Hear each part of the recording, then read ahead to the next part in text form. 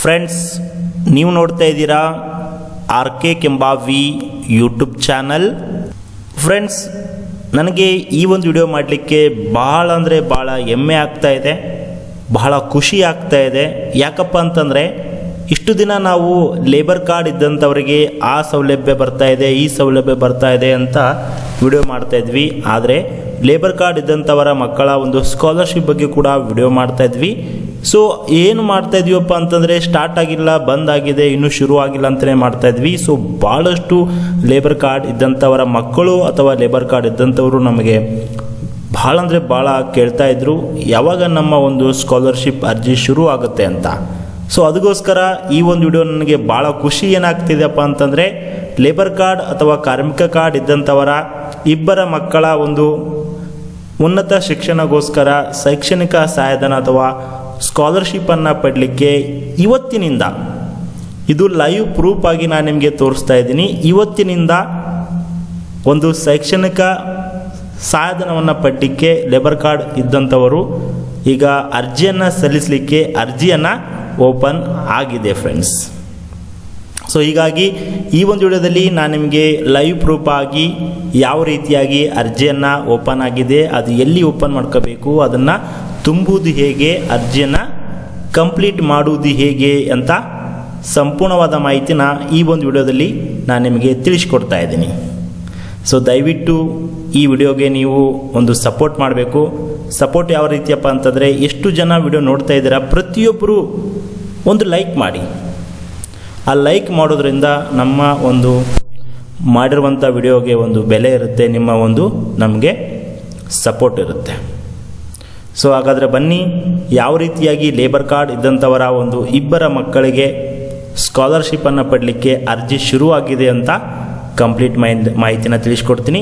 So ಇನ್ನೊಂದು ನನಗೆ ಏನು ಹೆಮ್ಮೆ ಆಗ್ತಿದೆಪ್ಪ ಅಂತಂದರೆ, ಈ ವಿಡಿಯೋ ನಾನೇ ಫಸ್ಟು ಮಾಡ್ತಾಯಿದ್ದೀನಿ ಅಂತ ಅನಿಸುತ್ತೆ. ಇವತ್ತು ತಾರೀಕು ನೋಡ್ತಿರ್ಬೋದು, ಮಂಡೇ ಫೆಬ್ರವರಿ 13, 2023 ನಾನು ಮಾಡ್ತಾಯಿದ್ದೀನಿ. ಭಾಳಷ್ಟು ಜನ ಈಗ ಇದನ್ನು ನೋಡಿ ಬೇರೆಯವರು ಕಾಪಿ ಮಾಡ್ಬೋದು. ಸೊ ನನಗೆ ಅದಕ್ಕೇನು ಬೇಜಾರಿಲ್ಲ. ಯಾಕಪ್ಪ ಅಂತಂದರೆ ನನ್ನ ಉದ್ದೇಶ ಏನಂದರೆ ಮಾಹಿತಿನ ಆದಷ್ಟು ಬೇಗ ಎಲ್ಲರಿಗೂ ರೀಚ್ ಆಗಲಿ. ಎಲ್ಲರೂ ಈ ಒಂದು ಮಾಹಿತಿ ಏನಾದರೂ ಇತ್ತಪ್ಪ ಅಂತಂದರೆ ಎಲ್ಲರಿಗೆ ಬೇಗ ಮುಟ್ಲಿ ಅನ್ನೋದೇ ನನ್ನ ಉದ್ದೇಶ ಇರುತ್ತೆ. ಸೊ ಬೇರೆಯವ್ರು ಯಾರಾದರೂ ಕಾಪಿ ಮಾಡಿದ್ರು ಕೂಡ ನನಗೇನು ಫರ್ಕ್ ಪಡಲ್ಲ, ಖುಷಿ ಆಗುತ್ತೆ. ಯಾಕಂದರೆ ಆದಷ್ಟು ಬೇಗ ರೀಚ್ ಆಗ್ತದೆ ಈ ಮಾಹಿತಿ ಅಂತ. ಸೊ ಬನ್ನಿ, ನಿಮಗೆ ಕೂಡ ಈ ಕಂಪ್ಲೀಟ್ ಮಾಹಿತಿನ ತಿಳಿಸ್ಕೊಡ್ತೀನಿ. ಹೌದು ಫ್ರೆಂಡ್ಸ್, ಕರ್ನಾಟಕ ಸರ್ಕಾರದ ಕಾರ್ಮಿಕ ಇಲಾಖೆಯ ಕರ್ನಾಟಕ ಕಟ್ಟಡ ಮತ್ತು ಇತರೆ ನಿರ್ಮಾಣ ಕಾರ್ಮಿಕರ ಮಂಡಳಿಯರಿಂದ ಇನ್ನು ಲೇಬರ್ ಕಾರ್ಡ್ ಅಥವಾ ಕಾರ್ಮಿಕ ಕಾರ್ಡನ್ನು ಮಾಡಿಸ್ಕೊಂಡಿರ್ತೀರಾ ಅಂಥವರ ಒಂದು ಇಬ್ಬರ ಮಕ್ಕಳಿಗೆ ಶೈಕ್ಷಣಿಕ ಸಹಾಯಧನ ಅಂತ ಕೊಡ್ತಾರೆ.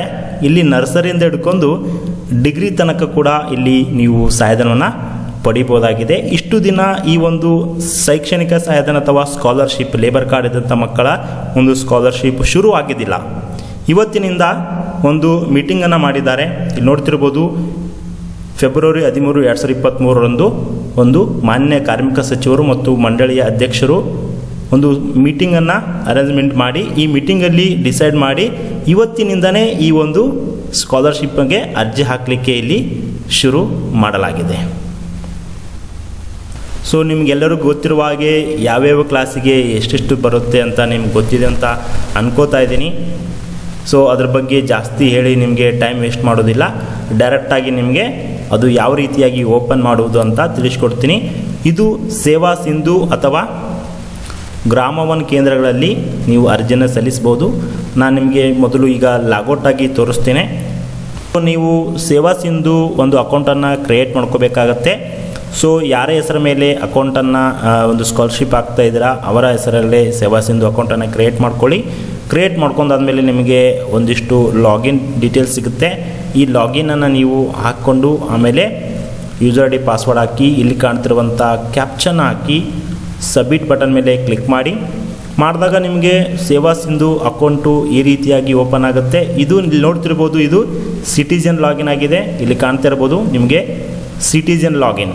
ಓಕೆ, ಸೊ ಅದಾದಮೇಲೆ ಇಲ್ಲಿ ಕೆಳಗಡೆ ಅಪ್ಲೈ ಸರ್ವಿಸಸ್ ಅಂತಿದೆ. ಈ ಒಂದು ಅಪ್ಲೈ ಫಾರ್ ಸರ್ವಿಸಸ್ ಮೇಲೆ ಕ್ಲಿಕ್ ಮಾಡ್ಕೊಂಡು ಅವೈಲಬಲ್ ಫಾರ್ ಆಲ್ ಸರ್ವಿಸಸ್ ಮೇಲೆ ನೀವು ಕ್ಲಿಕ್ ಮಾಡ್ಕೊಳ್ಳಿ.